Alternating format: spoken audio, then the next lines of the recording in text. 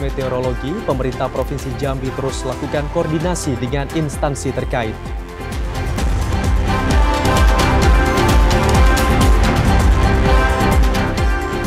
DPRD Jambi surati DPR RI terkait kelangkaan solar.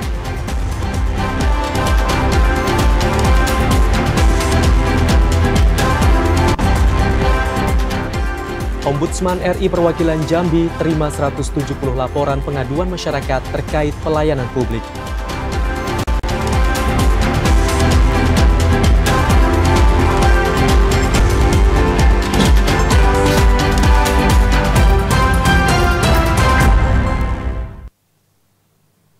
Assalamualaikum warahmatullahi wabarakatuh. Terima kasih Anda masih menyaksikan Jambi hari ini, edisi Jumat 3 Oktober 2025.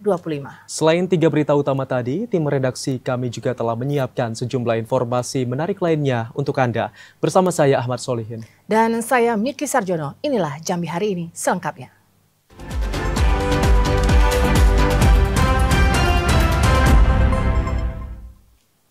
Saudara, memasuki musim penghujan, pemerintah Provinsi Jambi mulai melakukan antisipasi terhadap potensi banjir. Meski demikian, status siaga bencana hidrometeorologi belum resmi ditetapkan. Potensi hujan dengan intensitas tinggi mulai terlihat di sejumlah wilayah di Provinsi Jambi. Namun, pemerintah Provinsi Jambi belum menetapkan status siaga bencana hidrometeorologi seperti banjir maupun tanah longsor. Meski status belum ditetapkan, langkah antisipasi telah dilakukan di setiap kabupaten dan kota. Sekretaris Daerah Provinsi Jambi Sudirman menjelaskan, status siaga bencana baru akan ditetapkan jika sedikitnya 2 daerah di Jambi meningkatkan status siaga di wilayahnya.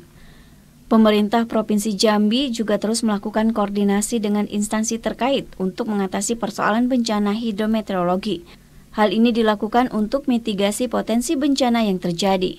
Kalau dari sisi status ya, kita masih belum menetapkan karena kita masih menunggu 2 daerah dulu.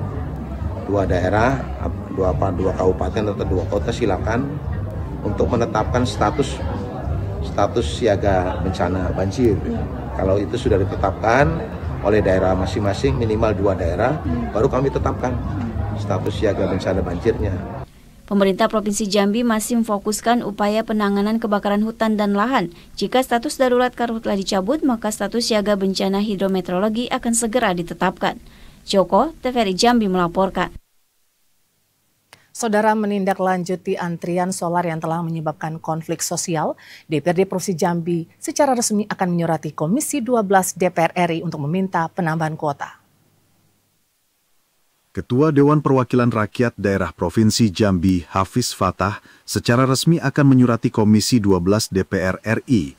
Hal ini menyikapi permasalahan maraknya antrian bahan bakar minyak jenis solar di Provinsi Jambi yang kini telah berkembang menjadi konflik sosial di tengah masyarakat. Surat yang berisikan permohonan penambahan kuota solar dan BBM jenis lainnya itu diusulkan setelah tim Panja Migas Komisi 12 meminta adanya surat resmi ke DPR RI dari DPRD. Hafiz mengatakan antrian panjang kendaraan ber-BBM solar yang sudah meresahkan dan menimbulkan konflik sosial harus segera ditangani agar tidak meluas dan menimbulkan persoalan baru. Hafiz menerangkan, antrian solar di wilayah Provinsi Jambi terjadi karena kurangnya pasokan di tengah tingginya permintaan. Selama 3 tahun terakhir, berdasarkan data Hiswana Migas, kuota solar tidak pernah ditambah meskipun kebutuhannya terus meningkat dan tidak mencukupi. Hafiz menekankan, sebagai daerah perlintasan di Pulau Sumatera yang menjadi tempat pemberhentian kendaraan logistik maupun transportasi lainnya untuk mengisi BBM, sudah sepantasnya Provinsi Jambi mendapatkan penambahan kuota. Yang pertama, kuota memang tidak mencukupi. Kita sudah pernah menghitung, kami waktu itu tim Hiswana Migas bersama Provinsi, berdasarkan hitung-hitungan kami itu cukupnya di Jambi ini 450 kiloliter. Sementara kuota kita yang diberikan oleh BPH adalah 412 kiloliter. Nah, ini cukup banyak. Harapan kami memang apa yang sudah kita ajukan ini adalah data real sesuai dengan kepadatan jumlah kendaraan yang ada di Jambi dan juga letak geografis Jambi. Berdasarkan perhitungan Hiswana Migas bersama pemerintah daerah, kebutuhan solar untuk wilayah Provinsi Jambi mencapai sekitar 450 kiloliter per hari. Randy Arta, TVRI Jambi, melaporkan. Masih ada sekitar 3.636 rumah dengan kategori tidak layak huni di Kabupaten Muaro Jambi yang menjadi PR bagi pemerintah. Pada tahun ini melalui program pemerintah pusat dan provinsi, ada sekitar 132 rumah yang akan direhab menjadi layak huni. Pemerintah menaruh perhatian khusus terkait ketersediaan rumah atau hunian yang layak bagi masyarakat. Berdasarkan catatan Dinas Perumahan dan Kawasan Permukiman Kabupaten Muaro Jambi, dari 118.000 rumah di negeri Sailun Salimbai, masih ada sekitar 3.636 rumah yang masuk kategori tidak layak huni, tersebar di 11 kecamatan di Kabupaten Muaro Jambi. Di tahun 2025 melalui program pemerintah pusat, Muaro Jambi mendapatkan bantuan 71 rumah untuk direhabilitasi. Selain itu, bantuan tempat tinggal layak huni juga didapatkan dari Dumisake yang merupakan program pemerintah Provinsi Jambi. Pada tahun ini ada sekitar 61 unit yang akan direnovasi menjadi rumah layak huni. PLT Kadis Perumahan dan Kawasan Permukiman Muaro Jambi Evi Syahrul mengatakan, di tahun 2024 lalu ada sekitar 1.400 yang sudah diintervensi menjadi layak huni. Sejauh ini Pemkab Muaro Jambi sudah mendesain regulasi untuk mengintervensi rumah yang tidak layak huni menjadi layak huni melalui APBD Muaro Jambi. Bantuan rumah tersebut diharapkan dapat meningkatkan taraf hidup masyarakat tidak mampu menjadi lebih baik dan sejahtera. Prioritaskan anggaran untuk melakukan verifikasi dalam bentuk anggaran bagi TFL di fasilitator. Nah, data inilah nanti yang akan kita gunakan untuk penganggaran 2026 mudah-mudahan. Bantuan rehabilitasi rumah ini berdasarkan usulan yang disampaikan desa dan lurah melalui sistem elektronik proposal yang disampaikan kepada Dinas Perumahan dan Kawasan Permukiman Muaro Jambi. Rumah yang diintervensi pemerintah tersebut dilihat dari kondisi bangunan, mulai dari lantai, dinding, hingga atap yang kondisinya sangat memprihatinkan.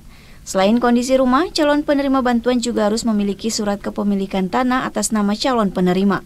Azam Abnan, TVRI Jambi melaporkan. Saudara, 6 tahun dibiarkan tanpa perbaikan jalan nasional di Desa Pulau Tengah, Kabupaten Kerinci, rusak parah.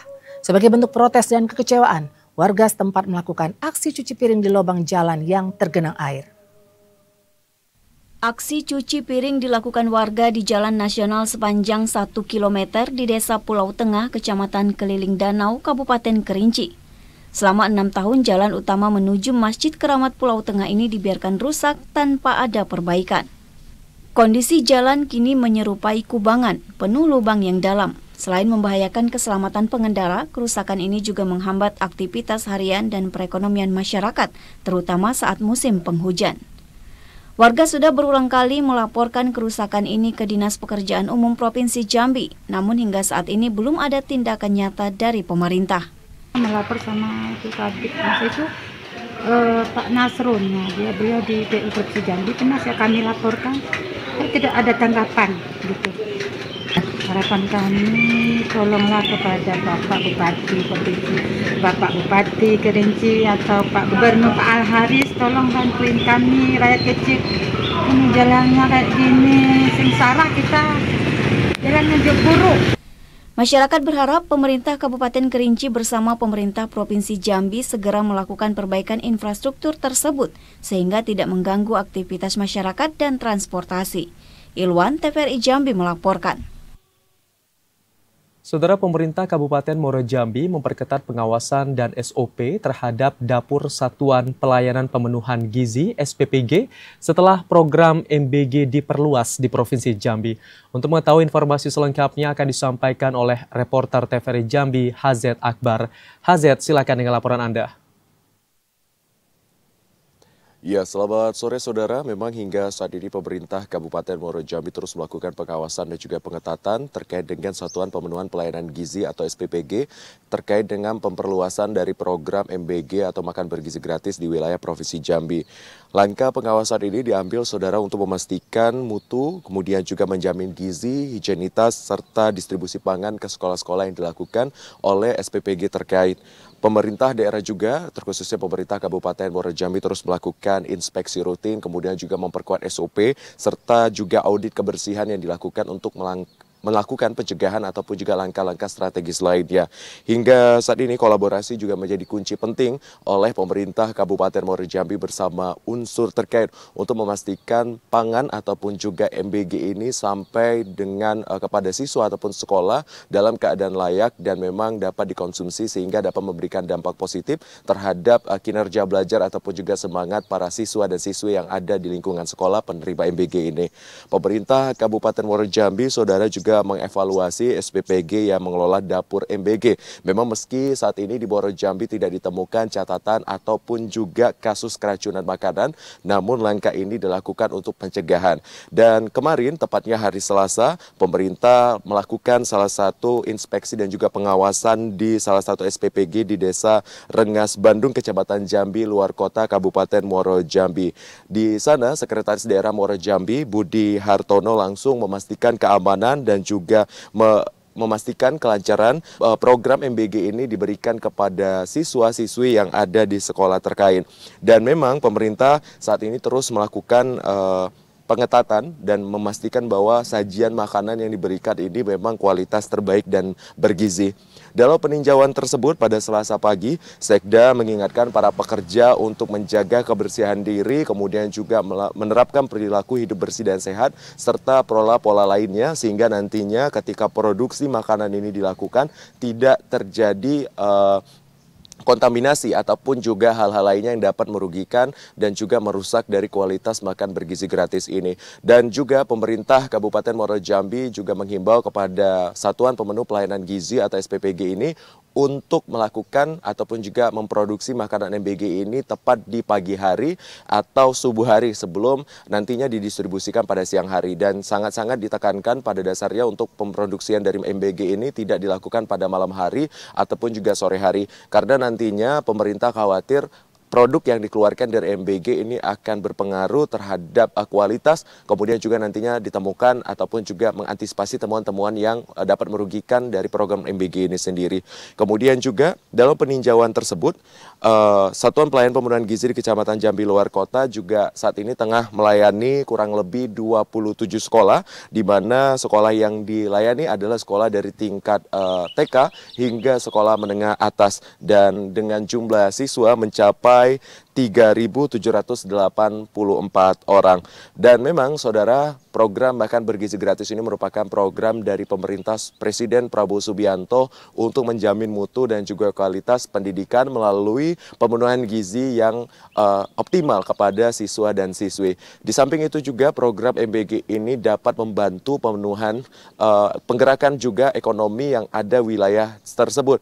Karena memang dari program ini nantinya bahan baku, kemudian juga supply ataupun juga supply chain yang ada ini harus diambil dari potensi ataupun juga kearifan lokal, sehingga memang nantinya ini dapat mendorong perputaran ekonomi dan juga rantai pasokan berbasis produk yang membantu masyarakat. Kemudian juga kemandirian pangan serta juga membantu para petani ataupun nelayan ataupun distributor lainnya untuk dapat memasarkan produk, dan juga nantinya produk-produk yang dihadirkan terjamin mutu dan kualitas karena memang produk tersebut diambil dari lokal yang juga memiliki kesegaran dan juga kualitas yang terbaik. Kemudian, saudara, berdasarkan data yang kami himpun pada Badan Gizi Nasional per tanggal 30 September 2025 atau tepatnya pada pukul 22 waktu Indonesia Barat, tercatat saat ini SPPG yang ada di seluruh Indonesia yakni sebanyak 9.600 lebih unit SPPG yang telah beroperasi. Data tersebut, saudara, merupakan bentuk transparansi BGN atau Badan Gizi Nasional untuk memastikan bahwasannya keterbukaan publik mengenai informasi, kemudian juga program makan bergizi ini sendiri dapat diakses oleh seluruh masyarakat. Dan juga MBG ini sebagai bentuk kolaborasi lebih lanjut dari pemerintah pusat dan pemerintah kabupaten kota untuk menjamin mutu dan kualitas gizi pada siswa dan siswi yang ada di sekolah-sekolah terkait. Demikian yang dapat kami laporkan, kembali ke studio. Hazet Akbar, terima kasih atas laporan Anda. Selamat sore. Saudara, percepat serapan gabah, gudang Bulog akan didirikan di Kabupaten Tanjung Jabung Timur. Dan informasi selengkapnya akan kami hadirkan usai jeda. Tetaplah bersama kami.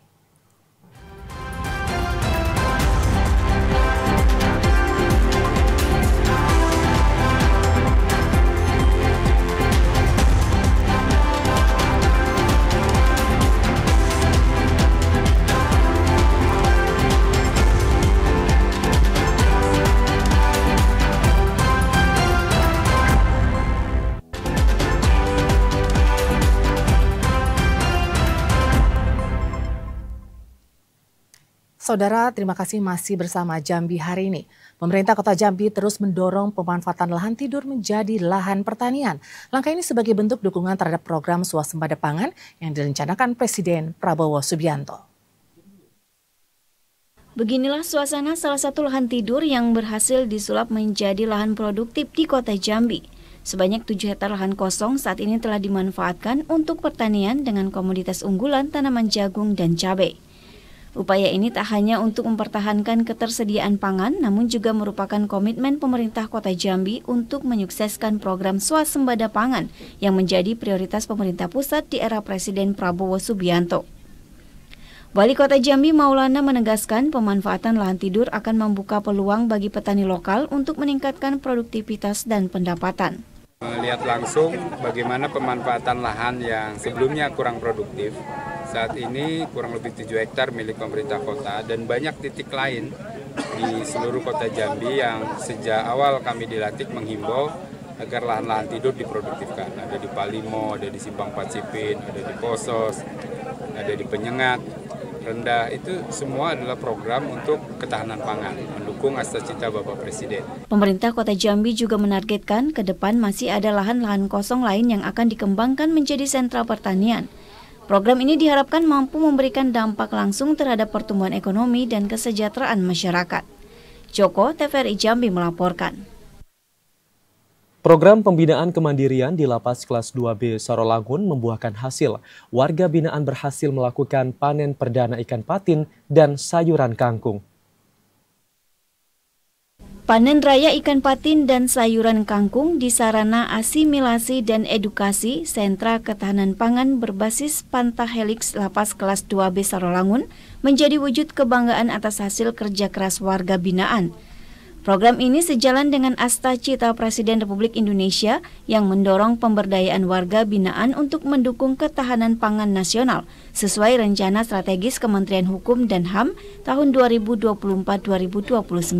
Kegiatan panen dihadiri Bupati Sarolangun Hurmin dan Kakanwil Ditjen Pemasyarakatan Jambi Hidayat. Bupati Sarolangun Hurmin mengatakan pemberdayaan warga binaan melalui program keterampilan produktif ini sejalan dengan visi misi pemerintah daerah untuk menguatkan ketahanan pangan dan ekonomi masyarakat. Harapan kita dengan program seperti ini, saudara-saudara sipil di sini dengan dapat pembinaan yang banyak di sini, dengan keluar di sini nanti dia terjun ke masyarakat, dia tidak gagu lagi. Kakanwil Ditjen Pemasyarakatan Jambi Hidayat mengatakan, kegiatan ini menjadi strategi pemasyarakatan yang berorientasi pada pemberdayaan warga binaan. Hasil panen bukan hanya memenuhi kebutuhan internal lapas, namun juga dipasarkan ke masyarakat, sehingga memberikan nilai ekonomi positif bagi warga binaan dan lembaga. Tujuannya tadi mensejahterakan warga binaan, kemudian di sini juga bisa nanti programnya dijual ke masyarakat, kemudian nanti juga bisa kerjasama, bisa untuk bazar murah, kemudian bisa ke pihak ketiga untuk pemenuhan gizi warga binaan. Sentra Ketahanan Pangan berbasis Pentahelix ini mengintegrasikan peran pemerintah, akademisi, pelaku usaha, komunitas, dan media. Model kolaborasi ini diharapkan mampu memberikan dampak nyata terhadap ketahanan pangan baik di tingkat lokal maupun nasional. Edi Kusnadi, TVRI Jambi melaporkan. Kabupaten Tanjung Jabung Timur bakal memiliki gudang Bulog tahun depan. Langkah ini dilakukan agar penyerapan gabah petani lokal lebih murah dan efisien. Pemerintah Kabupaten Tanjung Jabung Timur siap menghibahkan lahan 2 hektar guna mendukung rencana pembangunan gudang Bulog sebagai upaya membantu penyerapan gabah dan beras petani lokal. Hal ini ditandai dengan kunjungan pemerintah Kabupaten Tanjung Jabung Timur ke kantor Bulog Pusat untuk berkoordinasi pembangunan gudang tersebut. Bupati Tanjung Jabung Timur Dila Hikmasari mengatakan, rencana pembangunan gudang baru tersebut berada di Kelurahan Bandar Jaya, Kecamatan Rantau Rasau.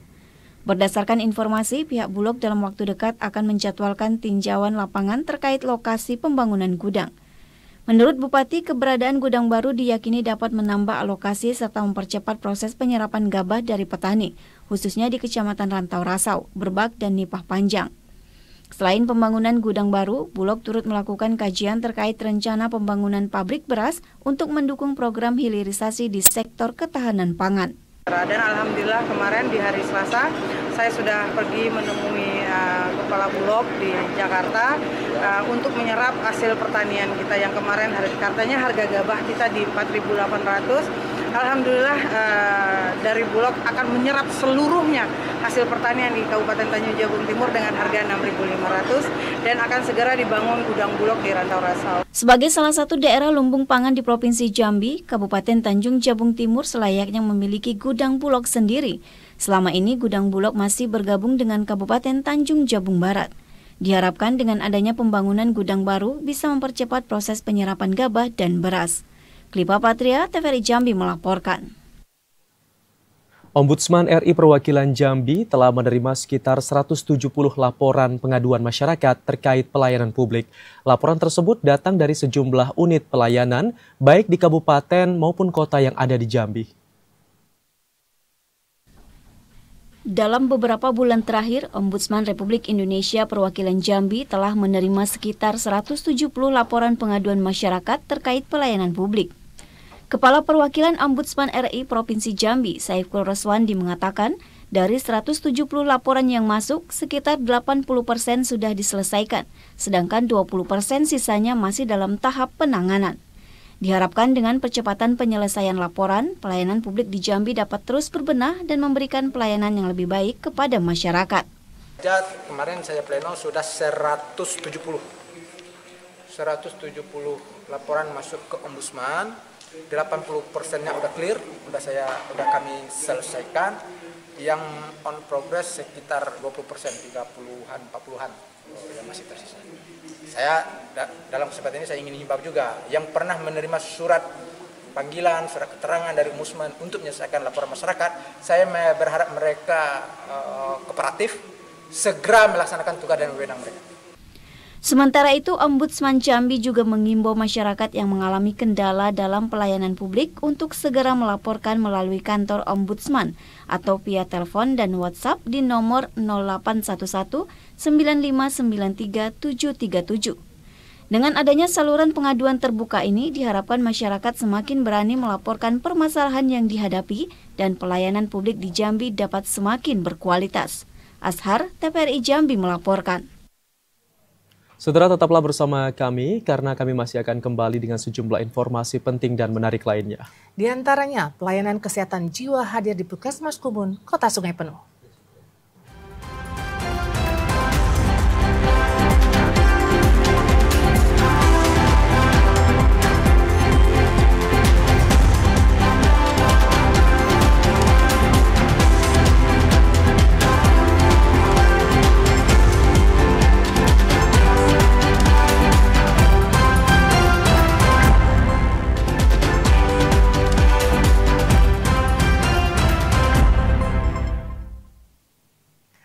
Saudara, nilai tukar petani Provinsi Jambi pada September tahun 2025 mengalami peningkatan 1,18% dibandingkan NTP bulan Agustus tahun 2025. Salah satu pemicu kenaikan yaitu subsektor tanaman hortikultura sebesar 10%. Berdasarkan rilis berita resmi statistik pada 1 Oktober menunjukkan hasil positif pada nilai tukar petani atau NTP pada September 2025. Yakni sebesar 172,96, angka ini meningkat sebesar 1,18% dibandingkan bulan Agustus 2025. Kenaikan nilai tukar petani disebabkan oleh naiknya indeks harga hasil produksi pertanian. Dalam pemaparannya, Kepala Badan Pusat Statistik Provinsi Jambi, Agus Sudibyo, menjelaskan kenaikan NTP pada September 2025 dipicu oleh naiknya NTP pada 3 subsektor, yaitu tanaman hortikultura sebesar 10%, peternakan sebesar 4,78%, dan tanaman perkebunan rakyat sebesar 0,81%. Besaran NTP Provinsi Jambi pada September ini berhasil menjadikan Provinsi Jambi masuk peringkat ketiga tertinggi di Sumatera. Silva Aryo, TVRI Jambi melaporkan. Indeks harga konsumen dan inflasi Provinsi Jambi dari September 2024 hingga September 2025 mencapai 3,77%. Angka ini membuat Provinsi Jambi menjadi salah satu dari 10 provinsi dengan inflasi tertinggi di Indonesia.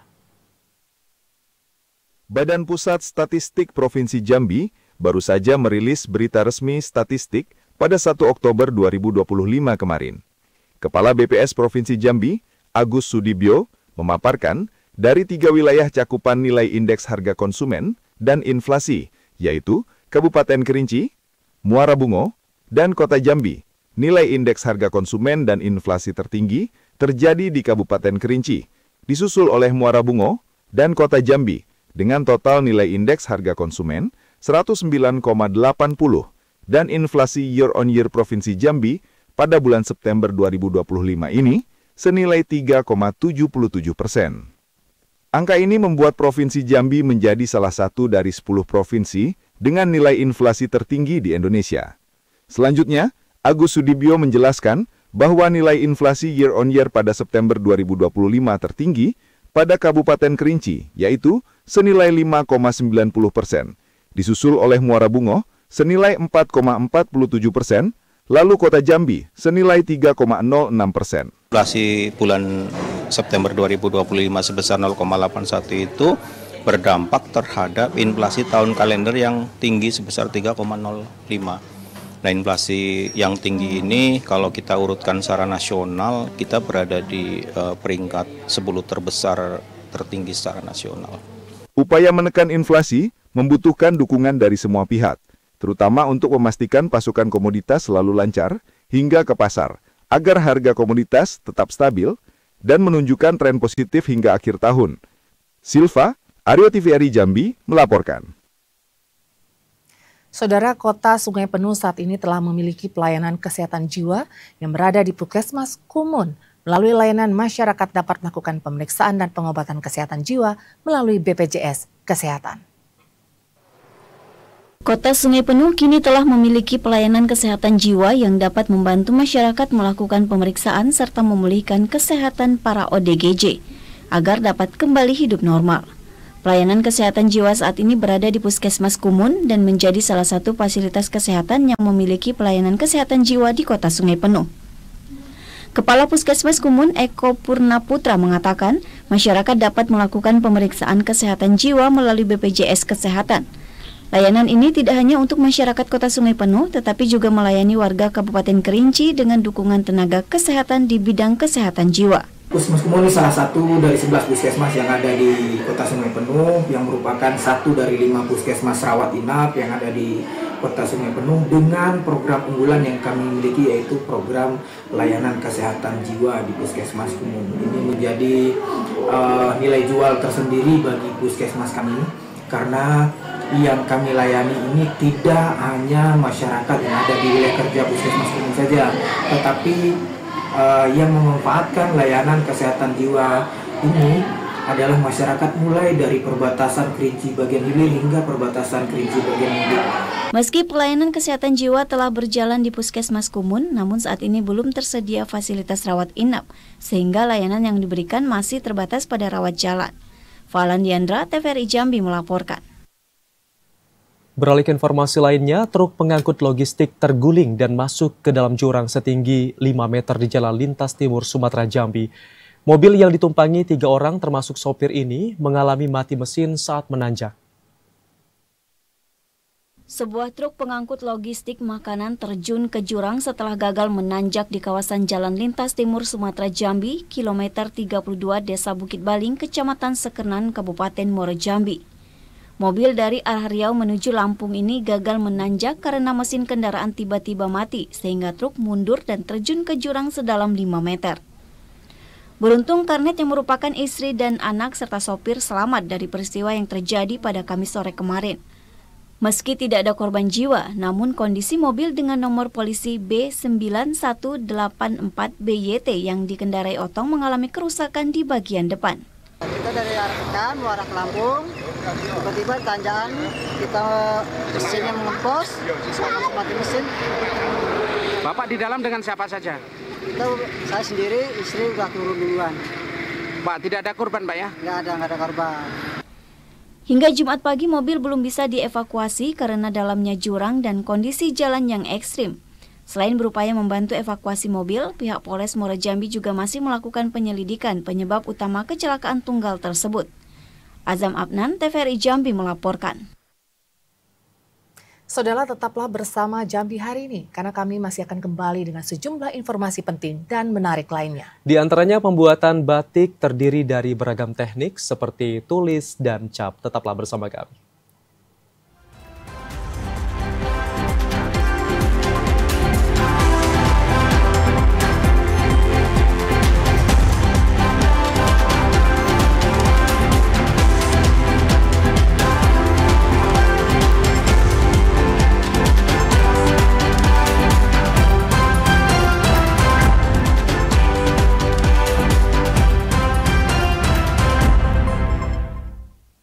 Saudara, terima kasih masih bersama Jambi hari ini.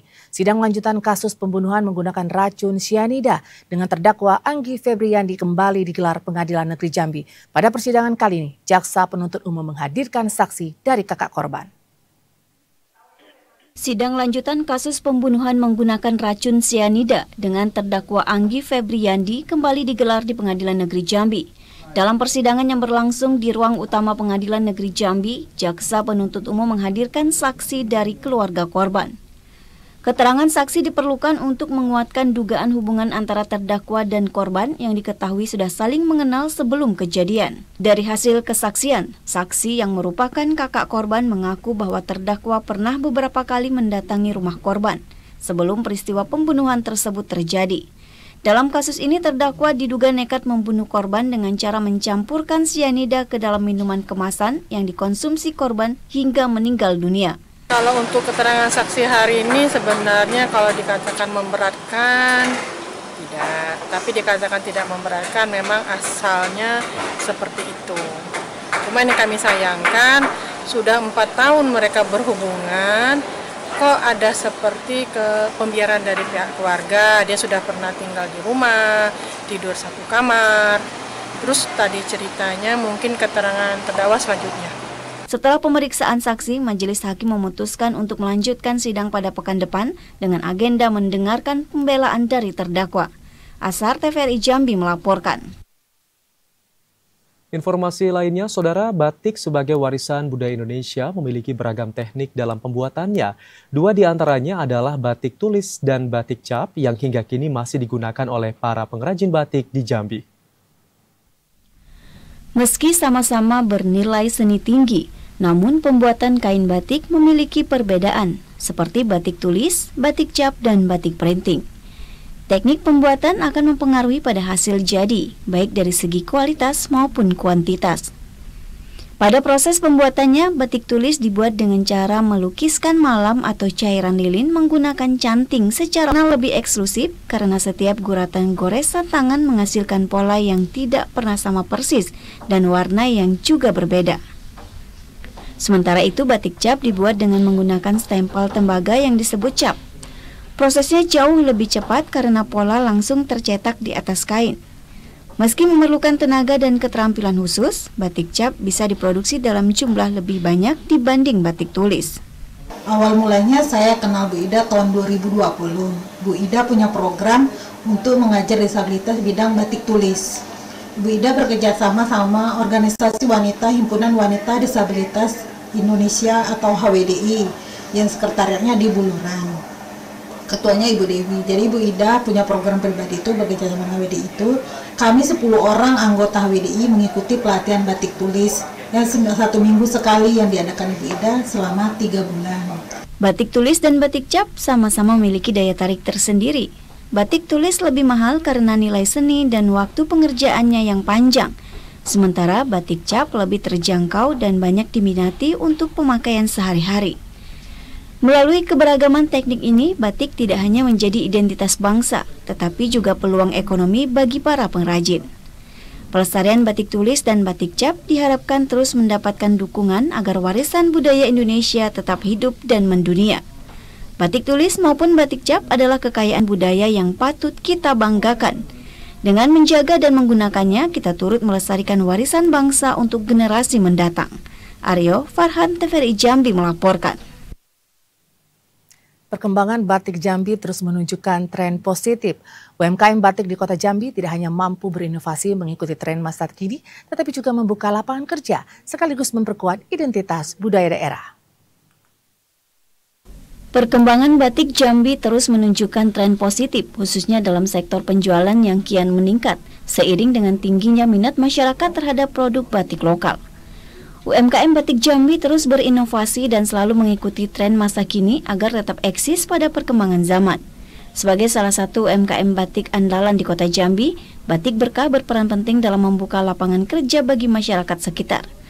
Saat ini sedikitnya 30 tenaga kerja dan pengrajin lokal terlibat dalam proses produksi, mulai dari membatik, pewarnaan hingga penyelesaian produk siap pakai. Kehadiran UMKM batik Jambi tidak hanya berdampak pada peningkatan ekonomi para pengrajin, tetapi juga memperkuat identitas budaya daerah. Motif batik khas Jambi seperti angse duo, durian pecah, dan kepak sayap menjadi daya tarik utama yang membedakan batik Jambi dari daerah lain. Selain itu, produk batik Jambi kini juga telah merambah pasar digital dengan memanfaatkan platform e-commerce dan media sosial seperti yang dilakukan oleh Batik Berkah. Penjualan batik meningkat seiring dipromosikannya secara digital. Langkah ini diharapkan mampu memperluas jangkauan pemasaran dan meningkatnya daya saing UMKM di era modern. Perkembangan penjualan kita Batik Berkah, alhamdulillah tiap-tiap bulan ada peningkatan karena kita selalu mengadakan perubahan mengikuti tren-tren zaman sekarang. Jadi kita selalu ada inovasi supaya supaya income batik kita banyak laku gitu. Melalui media sosial kayak Facebook, Instagram, TikTok. Nah, ini sangat membantu kita. Alhamdulillah penjualan kita juga lewat Shopee itu boleh dikatakan tiap bulan ada yang laku gitu. Pengembangan batik Jambi tidak hanya menjadi ajang pelestarian budaya, tetapi juga mendorong pertumbuhan ekonomi kreatif melalui UMKM batik yang semakin berkembang. Cynthia Yazir, TVRI Jambi melaporkan. Usai sudah kami menemani Anda dalam program Jambi hari ini. Terima kasih atas perhatian dan kebersamaan Anda. Akhirnya saya Ahmad Solihin. Dan saya Miki Sarjono bersama kerabat kerja yang bertugas. Pamit undur diri. Wassalamualaikum warahmatullahi wabarakatuh dan sampai jumpa.